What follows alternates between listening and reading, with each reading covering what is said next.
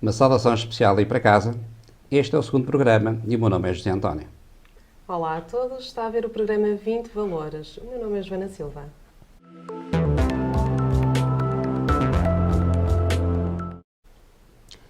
Hoje temos no menu principal a temática relativa aos Centros de Formação Contínua de Professores. No Vamos Falar Com, iremos estar a conhecer o diretor do Centro de Formação de Escolas António Sérgio, o Dr. Joaquim Melro.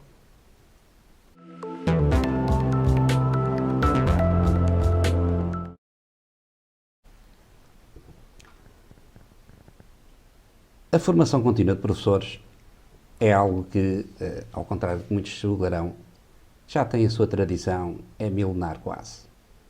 Se recuarmos aos tempos de Viriato, que fazia parte das tribos lusíadas, dos lusitanos que havia na Península Ibérica, eles em tempo de paz entretinham-se, não por gosto, não por qualquer outro motivo, que não fosse a necessidade de treino, mas entretinham-se em atividades de pugilato, para adestramento físico, preparação física para poderem resistir aos rigores das batalhas, de forma que, quando houvesse algum problema, como chegou a haver, designadamente com as legiões romanas, máquinas de guerra de excelência, que apesar de tudo tiveram 7 anos para poder conquistar toda a Península Ibérica.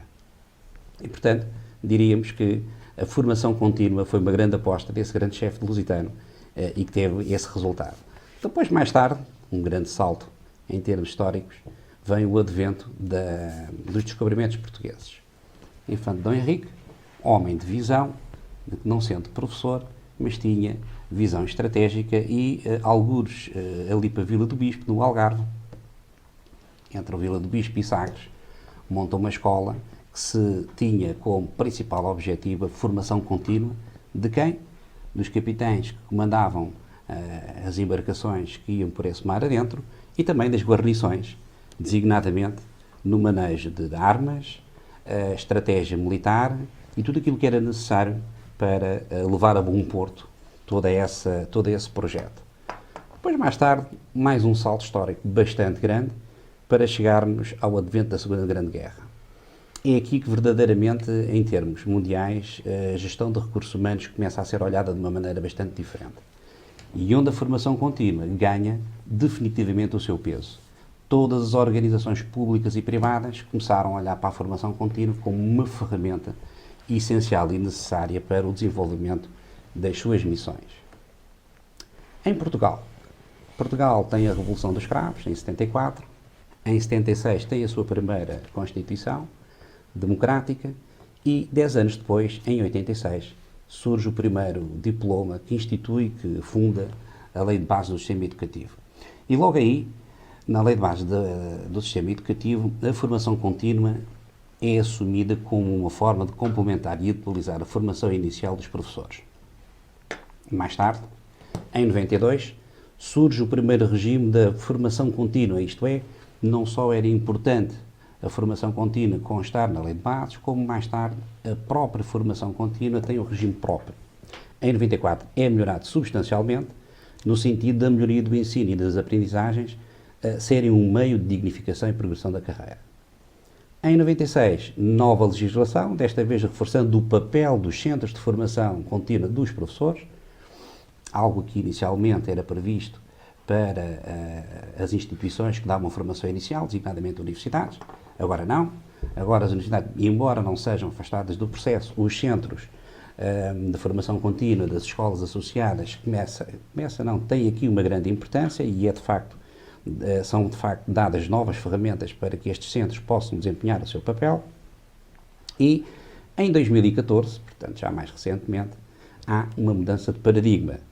E uma mudança de paradigma assenta na necessidade de um diagnóstico de prioridades das escolas e os centros adaptarem-se às necessidades formativas dos seus professores, a necessidade de fazer formação contínua, de acordo com as prioridades de cada escola. É aqui que chegamos, não por ser aqui em Lisboa, mas pelo menos um centro de formação contínua de formação de professores das escolas António Sérgio e que é o nosso tema principal também hoje aqui, Joana. É, exatamente. Obrigada, José António. De facto, sediado na Escola Secundária Dom Dinis, em Lisboa, encontramos o Centro de Formação de Escolas António Sérgio, que é uma entidade formadora acreditada pelo Conselho Científico Pedagógico da Formação Contínua e cujo plano de formação visa proporcionar o desenvolvimento pessoal e profissional de professores e de outros agentes educativos também, e assim contribuir também para o sucesso académico e social de todos os alunos das escolas associadas. As escolas que estão associadas são os agrupamentos de escolas Dom Dinis, o agrupamento Dona Filipa de Lencastre, as escolas de Santa Maria dos Olivais, as escolas Essa de Queiroz, Fernando Pessoa, Luís António Verni, Luís de Camões, Nuno Gonçalves, Piscinas Olivais e, finalmente, a Escola Artística António Arroio. Vamos ver uma pequena reportagem para conhecermos um pouco mais sobre o Centro de Formação de Escolas António Sérgio.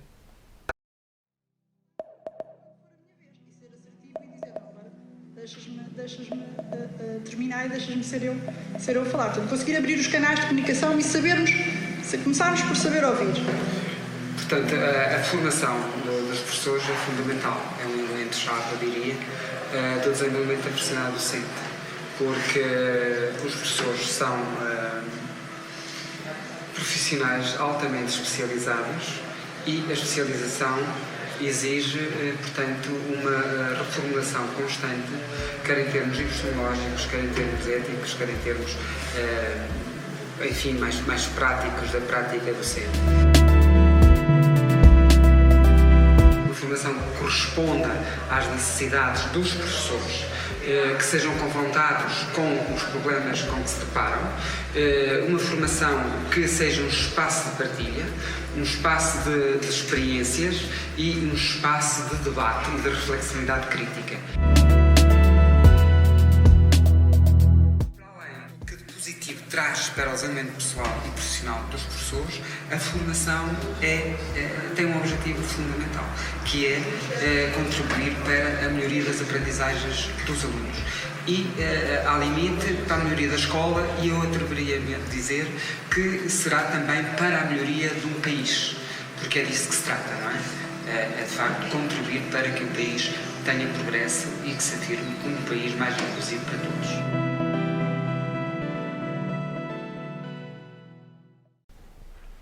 E para melhor conhecermos este centro, vamos conversar com o diretor, o Dr. Joaquim Melro. Seja bem-vindo. Muito obrigado. José António. Doutor, é um privilégio para nós tê-lo aqui em estúdio para falar de matemática, que é da maior importância, formação contínua de professores. Eu agradeço o convite e o privilégio é todo meu. E desde que lhe diga que eu, enfim, fez aí um pequeno apanhado e há uma coisa que sobressai, que é um princípio básico que todos nós já ouvimos dizer, que é aprender até morrer, não é? A aprendizagem, de facto, é concomitante à vida. E salientou, deu vários exemplos, e salientou o período pós-guerra como essa necessidade sentida pelas sociedades, nomeadamente as sociedades ditas ocidentais, em fazer uma formação daquilo que se chamou uma formação ao longo da vida. Eu diria mais, uma formação para a vida. E é nesse contexto que a formação de professores, tal como de outros profissionais, surge. Portanto, preparar os professores para os desafios que lhes são próprios. Muito bem. Doutor Joaquim Melro, quem é o Dr. Joaquim Melro? Onde nasceu? Qual é o seu percurso pessoal até hoje? Bem, isso é uma pergunta que dava para 4 ou 5 programas. 3 ou 4 seguintes. Porque, enfim, não, sou uma pessoa que sempre pautei pela dignidade de todos, do outro, e, portanto, eu nasci em Trás-os-Montes, numa aldeia perto de Chaves, e numa família numerosa. Os meus pais, portanto, tiveram 11 filhos, e, portanto, somos 10 irmãos, um deles, infelizmente, faleceu. Portanto, do mesmo casamento somos 10 irmãos, e depois, de outras relações, são mais 3 irmãos. E, portanto, eu nasci lá e fiz lá o meu percurso escolar até o 12º ano. Primeiro na minha aldeia, que se chama Saboroso de Aguiar, depois na Vila Pouca de Aguiar, e o 12º ano em Chaves. E foi então que depois saí de Chaves e vim para Lisboa, para a Universidade, para me licenciar em Filosofia. E cá permaneci, portanto, continuei o meu percurso. Em 88 decidi fazer estágio para professor. E, de facto, foi um ponto marcante na minha vida. O ano de estágio, para mim, foi decisivo naquilo que eu queria fazer e naquilo que eu queria desenvolver futuramente. Habitualmente, nessa altura, hoje já nem tanto, mas o estágio era um ano um pouco simpático para os professores. E eu, de facto, tive imensa sorte. Fui para aquela escola porque estava afastada de Lisboa e, portanto, a maior parte dos meus colegas não queria, e nós costumávamos reunir em grupo e havia uns colegas que gostavam de ir para essa escola, que é a secundária de Carcavelos, e foi aí que contactei com um orientador de estágio fantástico, que se chama Manuel Dias Duarte, a quem devo muito da minha orientação profissional e de assumir esta profissão de professor. E mais tarde ligada à formação de professor. Ele foi um exemplo para mim nesse aspecto. Houve outros exemplos que decidiram também o meu percurso profissional, a minha trajetória profissional, mas basicamente este foi o ponto de início, diria eu. Bom, depois foi graças a isso que me interessei pela investigação em educação e fui então fazer uma especialização em educação na área da administração e gestão escolar. Foi por mero acaso que eu fui para essa área, porque hoje em dia o mestrado já é uma coisa, enfim, vulgarizada, digamos assim, já toda a gente tem acesso, aliás, quase que obrigatório, mas naquela altura era uma coisa assim inatingível. Tinha que se ter um currículo enorme, uma coisa, e eu de facto não tinha. E inscrevia-me todos os anos no mestrado e todos os anos era rejeitado, porque eu era muito jovem e, portanto, o currículo que eu tinha era basicamente o ensino.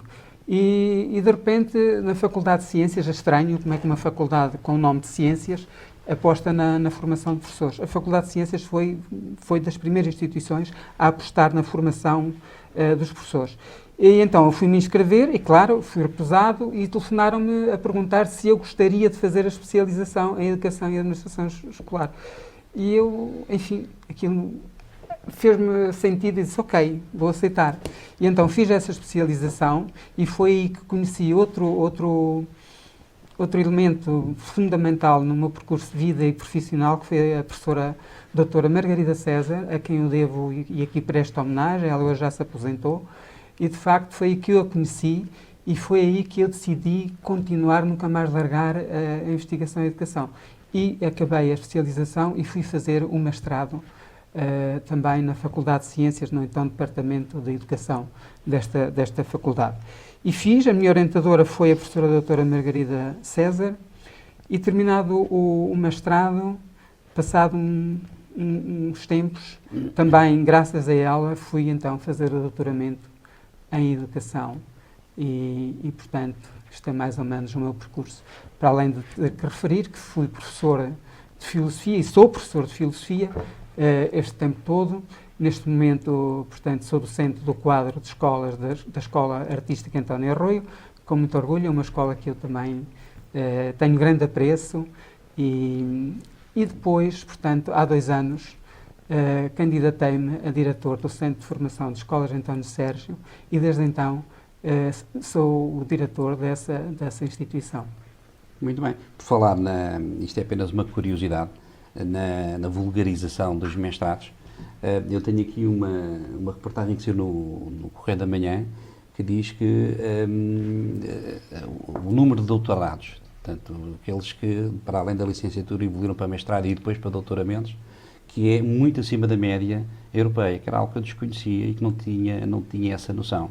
O que também vem emprestar alguma qualidade, digamos que uma crescente qualidade ao ensino que se faz no 2º, 3º ciclo e secundário. Não acha, doutor? É sim, é sempre uma boa notícia nós sabermos que os portugueses se estão a qualificar. Portanto, isso é sempre muito positivo, depois de um passado de analfabetismo, enfim, que Portugal conheceu e que não vale a pena estarmos aqui a salientar, porque é sebejamente conhecido de todos. No entanto, não deixa de ser contrastante esse aumento referido, não sei, a fonte, também temos que ver que fonte é essa, se corresponde à verdade, mas vamos pensar que sim, que corresponde. Não deixa de ser interessante quando ainda existe uma grande percentagem de alunos que não concluem o ensino básico ou o ensino secundário. Portanto, algo de estranho se passa, não é? Isso quer dizer que ainda se assiste a Portugal a um afunilamento nas oportunidades. Isto é, a investigação ilustra que, à medida que vamos subindo no nível de ensino, portanto, o acesso vai sendo cada vez mais restrito. E, portanto, é um país de contraste e este exemplo que está a dar mostra isso mesmo. Isso não impede que o abandono escolar, a exclusão escolar, ainda persista em Portugal e, sobretudo, em grupos mais vulneráveis. Este elemento é relativo a professores, não é relativo a alunos. Portanto, os professores vão aumentando as suas capacidades, as suas competências, no sentido de poderem proporcionar um melhor ensino. Okay. É nesta perspectiva. Certo, mas, portanto, isso não invalida aquilo que eu disse atrás. De qualquer das formas, é uma boa notícia. É verdade que os professores estão cada vez mais qualificados e eu costumo dizer que os professores são dos profissionais mais especializados e daqueles que investem mais pessoalmente na sua formação ao longo da vida. De facto, não me admira nada que tenham atingido esse patamar. Agora, falta saber como é que essas habilitações estão a ser valorizadas na própria escola, claro, na sociedade e também pelas entidades governamentais em Portugal. Muito bem. Eu já percebi que, de facto, houve aí alguns momentos na sua vida que foi o elemento humano que marcou e que pesou nas suas tomadas de decisão e já percebi como é que também nasceu aí a vocação para o ensino. Eu ia também pegar agora um bocadinho naquilo que estava há pouquinho a dizer. Portanto, nesse percurso que foi fazendo e disso que vai, portanto, todos esses elementos que vai recolhendo, até porque também é um investigador, não é? Já também percebemos que a área que mais lhe toca, que lhe é mais sensível, é justamente os alunos com necessidades especiais. Porquê estes e não outros? Muito bem.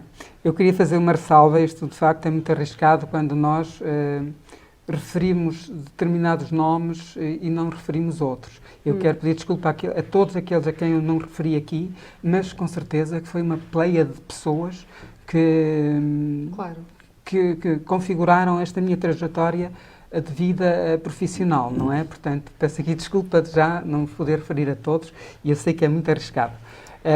Ressalva feita, a questão que me coloca é uma questão, de facto, muito pertinente.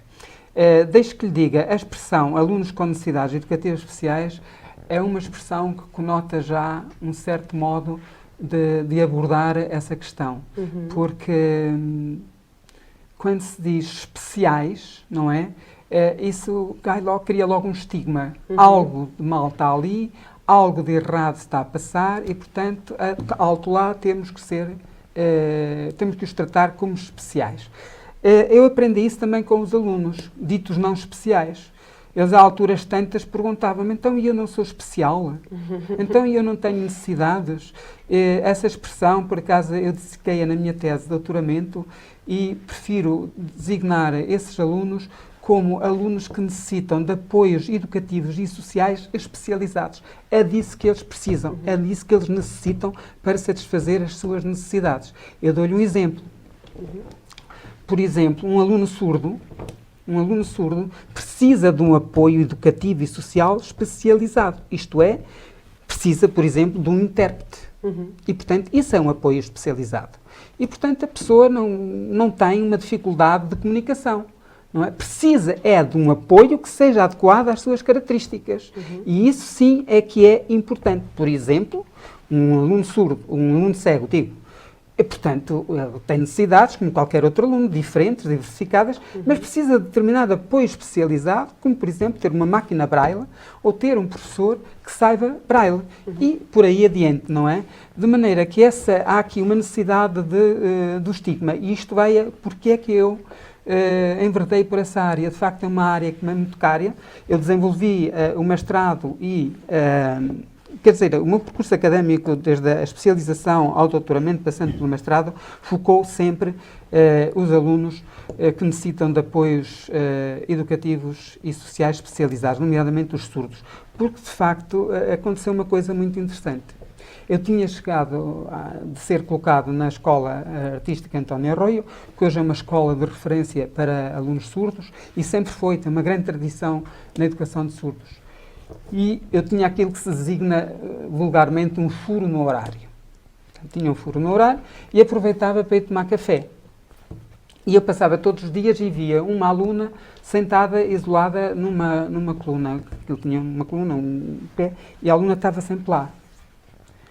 E eu achei estranho aquilo, porque não é esperado que o aluno esteja fora da sala de aula. E depois sempre à mesma hora. E achei estranho. Um dia dirigi-me a ela e perguntei-lhe, então o que é que fazes aqui? E percebi que ela não me entendeu, ou seja, eu não me fiz entender. E percebi que ela era surda. E então ela estava ali porque, pelo facto de ser surda, estava dispensada da disciplina de inglês. Isto é, partia-se do princípio que o aluno surdo não tinha capacidade para aprender inglês. E eu, a partir daquele dia, isso foi... Entrou em choque consigo? Sim, com tudo aquilo que eu pensava, com tudo aquilo que é esperado que se possa fazer um ser humano. E então comecei-me a interessar pela educação dos surdos e por todos os alunos que são excluídos e que são estigmatizados de uma forma geral, e a quem a escola e as sociedades ainda não dá a resposta adequada. E foi assim que as coisas começaram. Já se fez em Portugal um longo caminho, já se deram grandes passos nessa área, mas ainda há muito a desenvolver. Só para lhe dar um exemplo, neste momento a maior parte dos alunos surdos já têm acesso a um intérprete, mas ainda os intérpretes não têm a formação especializada. Isto para lhe dar um exemplo. Por exemplo, as unidades de ensino especial das escolas, portanto, em que está uma série de alunos em que ainda não há técnicos especializados que garantam o apoio que aqueles alunos precisam. Isto para não falarmos já das condições de recursos físicos e materiais. De maneira que esta área é uma área que mereceu sempre a minha atenção, porque... em meu entender, são aqueles que têm ainda menos voz e menos poder. E é necessário nós construirmos uma sociedade e uma escola mais equitativa, e isso só se faz valorizando, reconhecendo e dando voz e poder a estes alunos e a outros que pertencem a culturas ditas minoritárias. Mas para isso, e pegando um bocadinho na ideia, no conceito que tentou dissecar na sua tese, portanto, é preciso, então, partir preconceitos e formas de pensar e de encarar as pessoas, os alunos. Portanto, não estar a colocar, pelo que me deu a entender, colocar a partir do rótulo de o aluno é que tem necessidades especiais, não, cortar com essa ideia e, não, nós temos é que encontrar e criar os instrumentos e as plataformas que se adequem a qualquer ser humano. É isso que... Sim. Estava aqui a tentar reformular um bocadinho. Sabe, o modo como a linguagem configura muito das nossas concepções, das nossas formas de atuar no mundo. E o modo como nós nos referimos a determinada realidade, com determinada palavra, com determinado conceito, denota isso mesmo. Aliás, nós não temos outra forma de nos dirigir à realidade senão através da palavra, não é? E, de facto, a palavra dá ou tira poder, silencia ou dá voz. E a investigação demonstra que uma das grandes barreiras à inclusão, seja de quem for, são as representações sociais pouco valorizadoras dessas pessoas. E, portanto, um dos primeiros passos que temos que lutar é contra o preconceito, contra o estigma e, portanto, contra todas as atitudes de discriminação e de exclusão. Isso são processos muito difíceis de desconstruir, porque depois exige uma reconstrução. E, de facto, ainda paira nas nossas escolas e nas nossas sociedades muito preconceito sobre a diferença, sobre a diversidade. Portanto, a questão do preconceito será, de facto, então, diria eu, uma das barreiras realmente à educação inclusiva.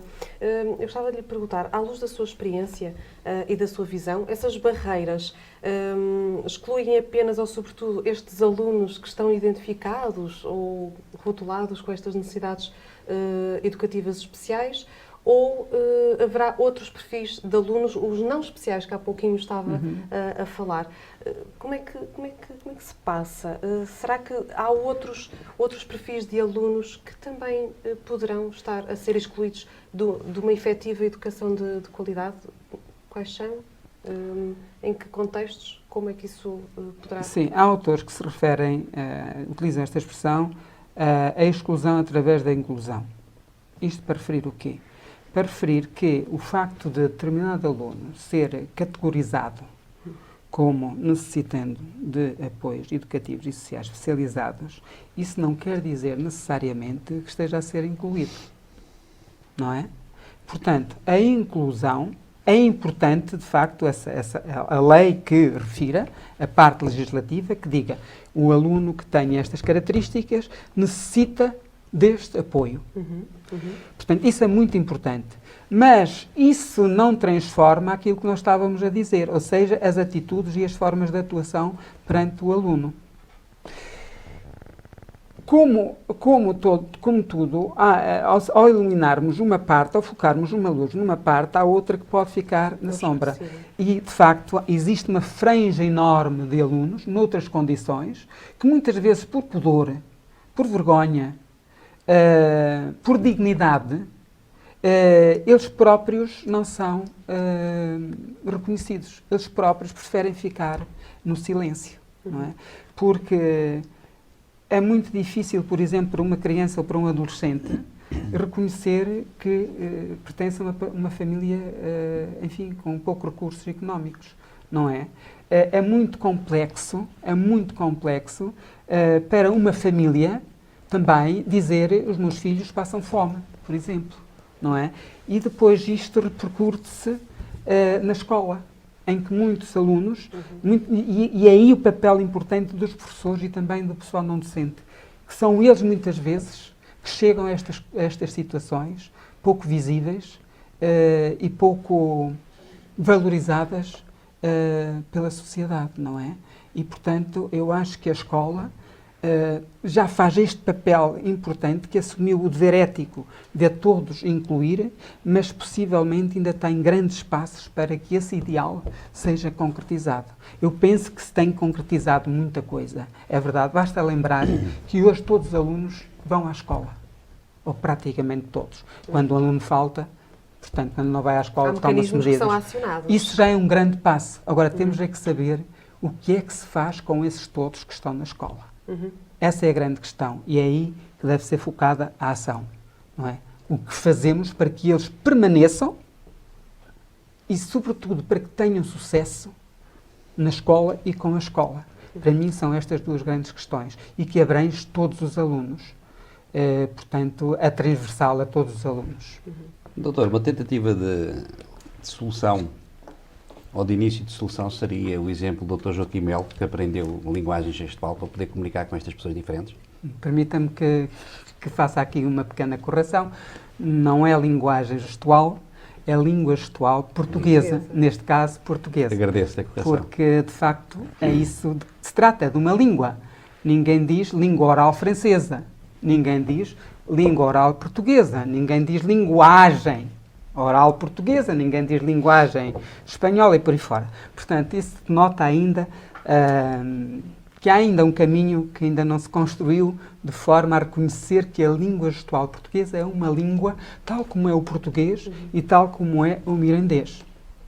Mas esse equívoco existe na própria lei. Porque, de facto, a Constituição reconhece a língua gestual portuguesa como instrumento de acesso dos alunos surdos à cultura e ao ensino. Em lado nenhum se diz isso da língua portuguesa. Em lado nenhum se diz isso da língua mirandesa.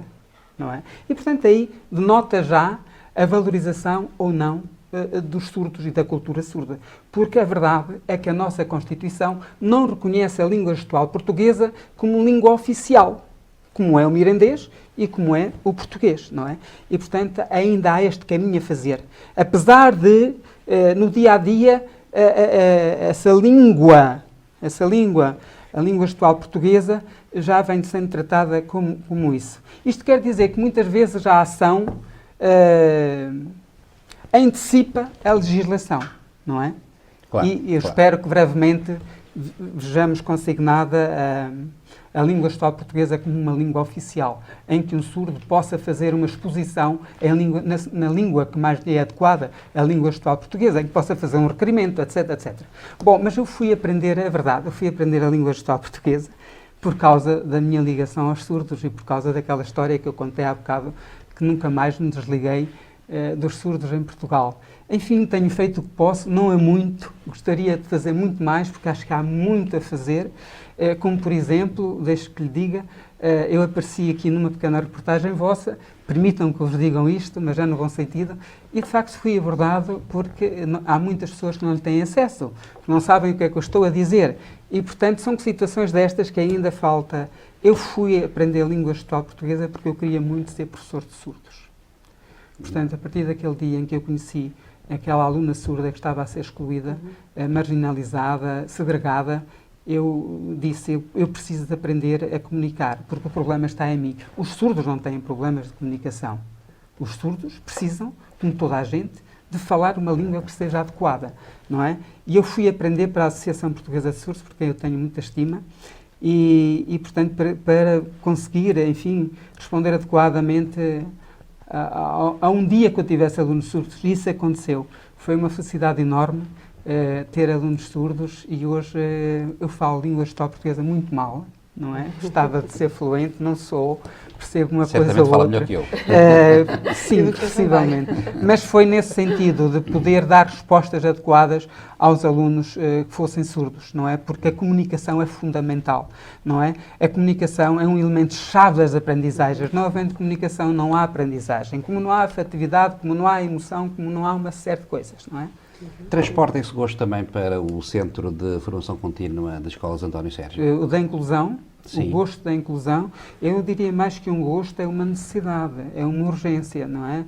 A inclusão não pode ser adiada e, portanto, transporte, eu não só transporto, como afirmo e como faço questão que configure as formas de atuação do Centro de Formação de Escolas de António Sérgio. De facto, a nossa preocupação é que a formação dos professores contribua para a inclusão.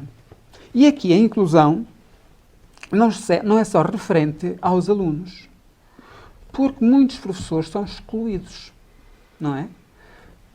E, de facto, eu encaro a formação como um elemento de inclusão dos alunos e dos professores. Ser incluído é sentir-se confortável, não é? É sentir-se realizado, é sentir-se comprometido com um projeto, é sentir-se acolhido, não é? E nós sabemos que muitos professores também sofrem essa exclusão. Num ciclo de palestras organizado com a CDC, que já vamos falar mais à frente, falou-se, por exemplo, da questão do bullying, não é? E, a alturas tantas, estávamos todos a refletir quantos professores também não são vítimas de bullying. E, no entanto, não se fala desse assunto, não é? E, portanto, de facto, quando a formação no Centro de Formação António Sérgio é desenvolvida, é sempre configurada pela inclusão. A inclusão no sentido de cada um se sentir valorizado, cada um ver a sua voz valorizada, cada um sentir-se com poder. É aquela expressão que eu não consigo traduzir do inglês, o empowerment das pessoas. Eu acho que isso é fundamental. E a formação de professores tem esse objetivo. Dar empowerment aos professores, dar empowerment aos alunos, dar empowerment às famílias, dar empowerment à escola.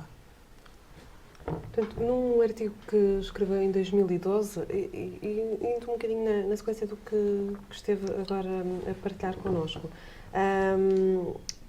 dizia a necessidade das escolas mudarem atitudes e formas de atuação, bem como adotarem práticas organizacionais e profissionais mais inclusivas. Portanto, no fundo, estas barreiras à inclusão são sobretudo comportamentais, estão muito mais ligadas à mentalidade, à atitude, muito mais do que às questões estruturais, seja os conteúdos programáticos, as metas curriculares, portanto, a arquitetura do parque escolar, portanto, todas essas coisas que não estou de forma alguma a querer diminuir a sua importância. Mas relativamente a uma verdadeira educação inclusiva, há aqui que partir pedra, mas é uma pedra imaterial, não é? Bem, em 2012 já passou um bocadinho, não é? Não sei exatamente a que artigo se está a referir. Foi um que fez pela Universidade de Lisboa, portanto agora não tenho aqui de facto o nome do artigo. Sim, mas eu subscrevo, continuo a subscrever essa ideia que referiu. Eu acho que é muito importante e há uma coisa que focou aí que é importantíssima. As barreiras à inclusão, a investigação mostra isso. Eu próprio, nos estudos que realizei, ilustrei esse elemento. As barreiras à inclusão são sobretudo endógenas à escola.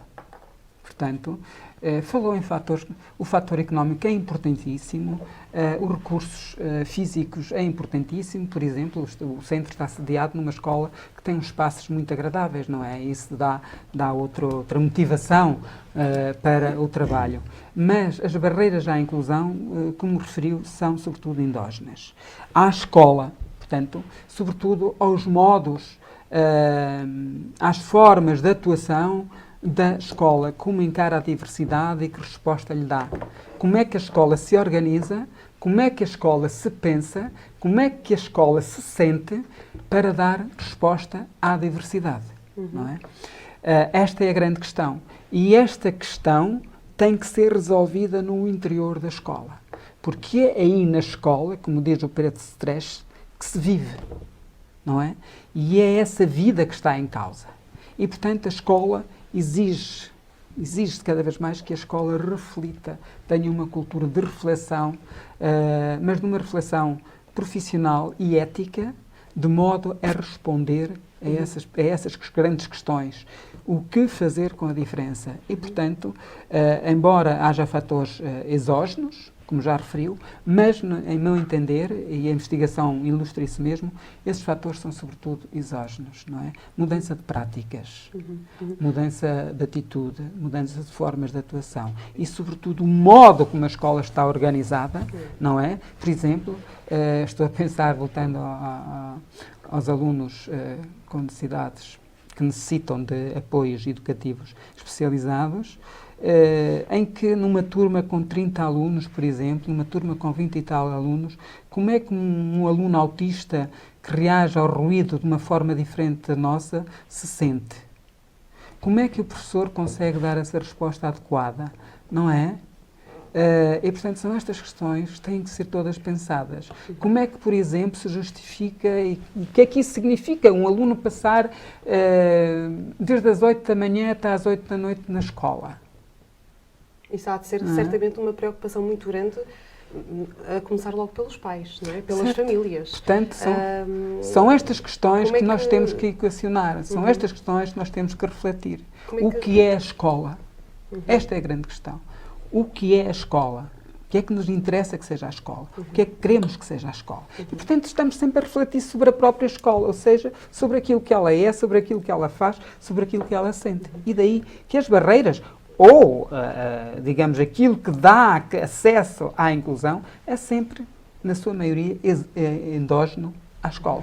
Doutor, o Centro de Formação Contínua das Escolas António Sérgio, com que recurso é que conta para contribuir para mudar a escola?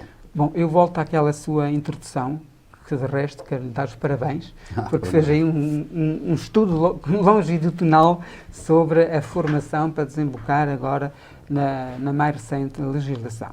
Bom, a verdade é que a partir dos anos 80, 70, 80 e sobretudo dos anos 90, reconheceu-se a necessidade de alargar a formação àquilo que se chama formação contínua dos professores.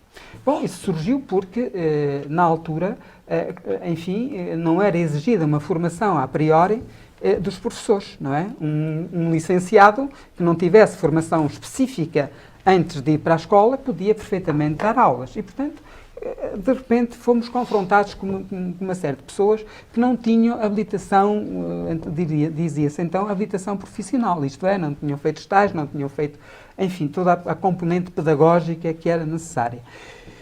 E depois, portanto, foi surgindo também uma forma de, enfim, de limitar o acesso à profissão em nome da qualidade, não é? Em nome da qualidade, foi exigida essa formação inicial, não é?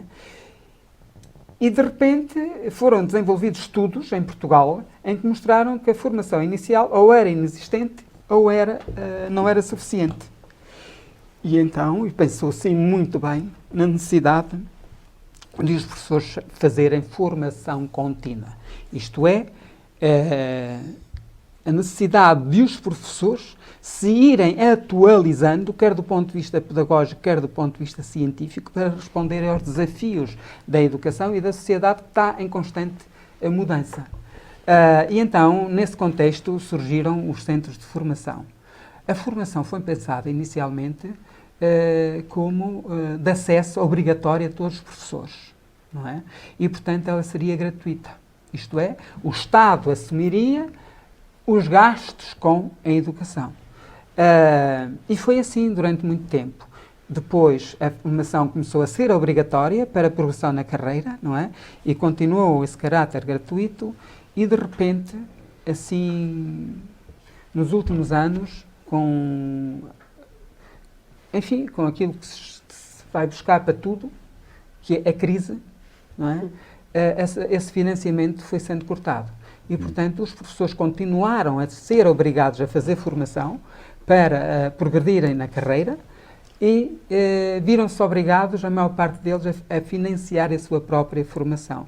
O que é muito complexo. É muito complexo. Porque, por exemplo, eu acho que era fundamental que os professores tivessem nos seus horários previstas essas horas para formação e não têm. Já tiveram, foi retirado e eu acho que isso é fundamental, porque é muito complexo. Um professor vai fazer a formação quando? Depois de um dia de aulas? Ao fim de semana? Portanto, isto deixa-nos a todos a pensar, não é? Como é que a formação de professores está a ser orientada? E, portanto, nós sabemos os constrangimentos económicos que o país vivencia e os centros de formação, com certeza, que não têm nossa estação. Vivenciam também grandes constrangimentos económicos. Esta legislação era uma esperança, não é? Era uma esperança, mas digamos que ainda há muito a fazer. Vamos ver o que é que isto vai dar, é muito recente. Estamos todos ainda a trabalhar e a ver que caminhos é que isto nos vai orientar, mas eu diria que o fator financeiro é fundamental, não é? É fundamental para que os centros possam desempenhar o seu papel, que é esse mesmo. São os responsáveis em Portugal máximos, eu diria, a par de outras instituições, não é? Mas são o elemento principal da formação aos professores, não é? E, de facto, esses constrangimentos financeiros podem ou não facilitar o desenvolvimento dos objetivos a que se propõem os centros de formação.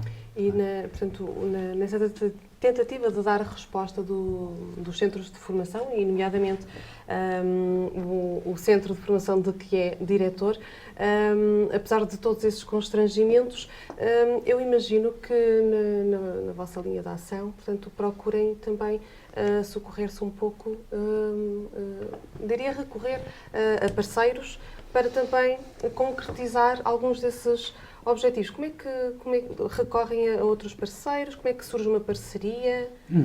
Bom, deixe-me dizer-lhe que, para mim, as parcerias estão para além dos constrangimentos, seja eles quais forem, económicos. Não pode ser esse o princípio que rege uma parceria. Claro.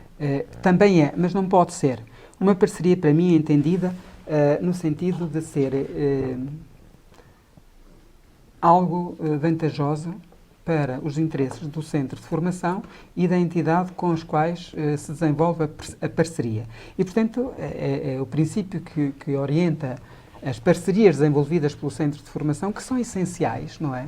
São essenciais, é esse. E, portanto, uma parceria surge da necessidade de se trabalhar colaborativamente. Não é? É daí que surge essa parceria. Muitas vezes é o Centro de Formação que as procura, outras vezes somos nós que somos procurados. E eu costumo dizer que a principal parceria é logo feita com os professores. Não é? São os nossos principais parceiros. Porque sem eles os centros não fazem sentido. Não é? E as parcerias surgem assim. Surgem da necessidade de desenvolvermos sinergias para atingirmos determinado objetivo. Neste caso, é dar acesso à formação de qualidade aos professores. E aí as parcerias têm um peso importantíssimo. São elementos, eu diria, importante na partilha dos conhecimentos e... Eu diria que são muito, muito importantes. Por exemplo, temos parcerias de toda a ordem, mas temos parcerias com empresas, que é fundamental, não é? Ser in loco, temos parcerias com grandes instituições de arte, temos parcerias com instituições do ensino universitário, que eu referi há bocado, que, portanto, as universidades hoje estão um bocadinho mais afastadas desta formação contínua dos professores. Eu acho que não estão afastadas. Eu acho é que o modo como a formação está a ser desenvolvida é um bocadinho diferente, não é? E aí, sim, tem que haver essas parcerias. Isto é, uma parceria tem que realizar transições, não é? Transições entre a universidade e a escola, transições entre determinada área de atuação de um parceiro e os professores e a escola, transições entre saberes, transições entre experiências, transições entre conhecimentos. Portanto, é neste sentido que as parcerias desempenham um papel fundamental, seja em que campo for. Na formação é crucial, eu diria, não é? Doutor, tem sido um gosto. O tempo é um constrangimento muito, muito sério que nós temos, mas fica o convite para, numa próxima oportunidade, fazermos um programa dedicado a um ou dois dos temas que aí levantou, designadamente como se constrói a escola, entre aspas, e os alunos diferentes que temos nas escolas. Isso justificará, com certeza, um programa à parte. Agradeço-lhe a sua presença hoje aqui, enriqueceu bastante o nosso programa. Muito obrigado pela sua presença. Eu que agradeço, e sem antes de terminarmos, gostava de agradecer o convite e dizer também um bocado a que propósito é que surgiu este convite, porque seríamos um bocado injustos. Estamos a falar em parcerias e a NCDC, de facto, é um parceiro recente e que temos trabalhado de forma que eu acho muito positiva. E foi nesse contexto, e quero aqui reconhecer, que surgiu esta entrevista, que é mais um contributo nesta parceria, que tem ainda pouco tempo de vida, mas que denota grande vitalidade. E, de facto, eu queria também agradecer em meu nome e em nome do Centro de Formação de Escolas Internas, à NCDC, pelo convite e por este projeto que nós vamos desenvolver daqui para a frente, que eu espero que seja, tenho a certeza que vai ser um sucesso. Obrigada pelas suas palavras e pela sua presença. E agora vamos para a rúbrica Apontamentos.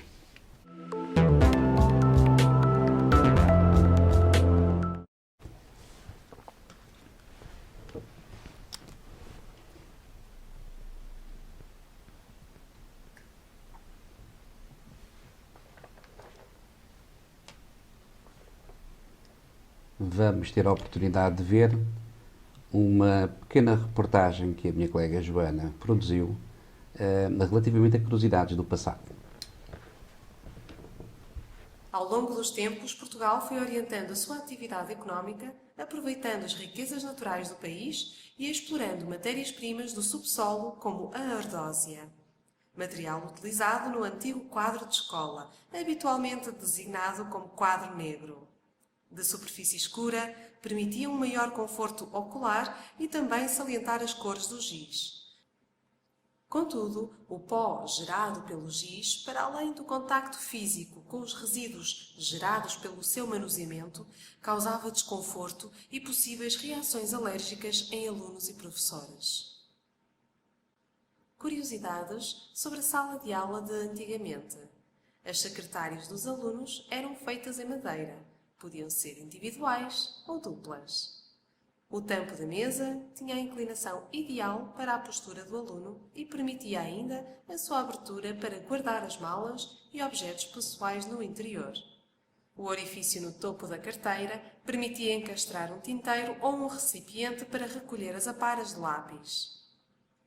Possuía ainda um apoio para os pés, respeitando assim o descanso muscular. Espero que tenham gostado de visionar estas imagens.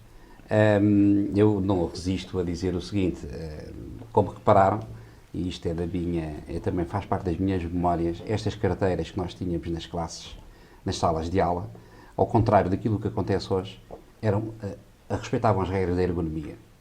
Tínhamos o ferrinho para pôr os pés, tínhamos um entalhe encastrado na superfície para lá colocarmos as nossas canetas, para não rolarem para o chão. A inclinação é ideal em termos ergonómicos para se escrever, não é como esta mesa direita que eu aqui tenho, que obriga-me a fazer aqui uma postura ergonomicamente errada, e tudo isto acontecia há 30, 40 anos, 50 anos atrás. Eu gosto muito de dizer que atualmente há muitos sabedores, antigamente havia mais sábios. Tenho muita pena de não, numa outra oportunidade, de exibir a principal disciplinadora que havia no meu tempo, que é da minha geração, recorda-se bem disso. Eu pelo menos apanhei muitas vezes nas duas mãos com a disciplinadora lá da sala de aula, que era a régua. Portanto, as célebres reguadas, isso já não era tão ergonómico, era mais digamos que uma penalização para aqueles que eram diferentes dos outros. Enfim, no meu caso não era particularmente inteligente, e então para decorar a tabuada, a disciplinadora conheceu muitas vezes as minhas mãos. Mas é apenas um pormenor, uma curiosidade que tivemos o gosto aqui de trazer ao programa. Seguidamente vamos para um pequeno bloco de notícias. Tome nota.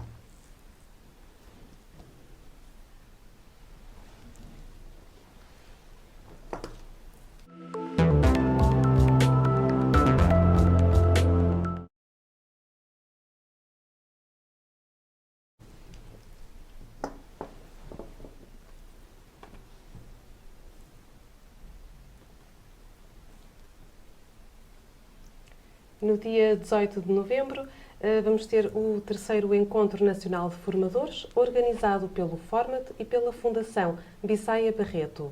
Pretende ser um momento único de partilha de conhecimentos, experiências, opiniões, assente nos 3 pilares incontornáveis de pensar, fazer e sentir a formação nos dias de hoje: criatividade, inovação e aprendizagem.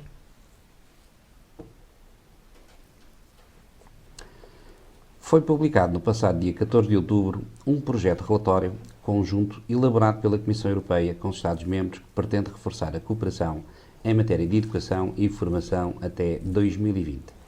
Com este documento, a Comissão visa defender sistemas de educação e formação europeus mais inclusivos do ponto de vista social. A nota informativa publicada pelo Centro Europeu para a Formação Profissional, relativa ao mês de setembro, aborda a questão do abandono precoce do sistema educativo.